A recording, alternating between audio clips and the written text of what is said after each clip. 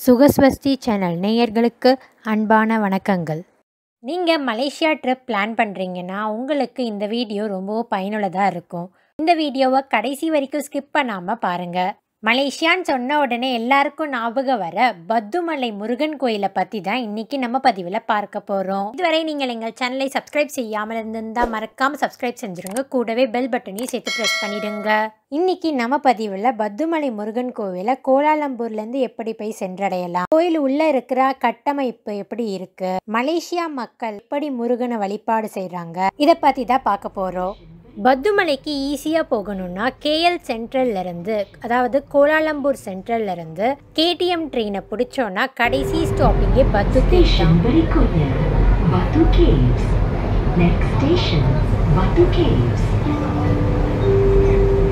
பத்து cave stopping ட்ரெயினில் இறங்கின உடனே 100 மீட்டர் நடந்தோன்னாலே நமக்கு கோயில் வந்துடும். பத்துமலை முருகன் கோவிலில் சுற்றி நிறைய குட்டி குட்டி கோவில்கள் இருக்குது. அந்த கோவிலை பற்றிலாம் நான் தனியாக வேறு ஒரு வீடியோவில் சொல்கிறேன். அந்த வீடியோவை உங்களுக்கு உடனே வேணும்னா மறக்காமல் சப்ஸ்கிரைப் பண்ணிவிடுங்க. கோவிலுக்கு முன்னாடியே அழகாக 140 அடி உயரத்தில் முருகன் ரொம்பவும் அழகாக காட்சி தராரு.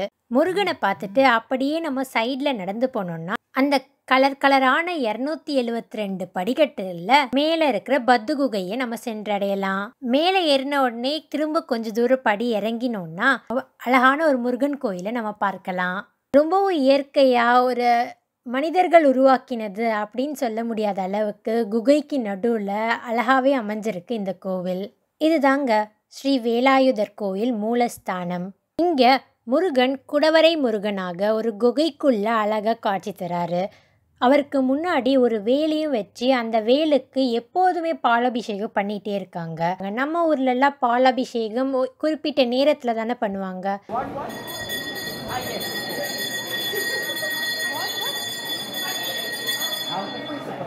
மூலஸ்தான முருகனை வழிபாடு செஞ்சுட்டு இன்னும் மேலே ஏறி போனோம்னா வள்ளி தெய்வானையோட முருகன் அழகாக காட்சி தராரு. பார்க்கறதுக்கே ஒரு குகைக்குள்ள ஒரு குட்டி மலை, அந்த குட்டி மலைக்கு மேலே ஒரு கோவில் இருக்கிற மாதிரி அழகாக இருக்குங்க இந்த வள்ளி தெய்வானை முருகன் கோவில். நாங்கள் போயிருக்கும்போது வள்ளி தெய்வானை முருகனுக்கு ரொம்பவும் அழகாக அலங்காரம் செஞ்சுருந்தாங்க. இந்த கோவிலுக்கு மலேசியா தமிழர்கள் மட்டும் இல்லாமல் சீன மக்கள், வெவ்வேறு ஊர்லேருந்து வர டூரிஸ்ட்டும் இந்த கோவிலை வந்து மறக்காமல் பார்த்துட்டு தான் போகிறாங்க. ஆனால் அதிகமாக இருக்கிறது என்னமோ நம்ம தமிழ் மக்கள் தான். நம்ம ஊரில் நடக்கிற மாதிரியே எல்லா வழிபாடுகளும் அவங்களும் செய்கிறாங்க.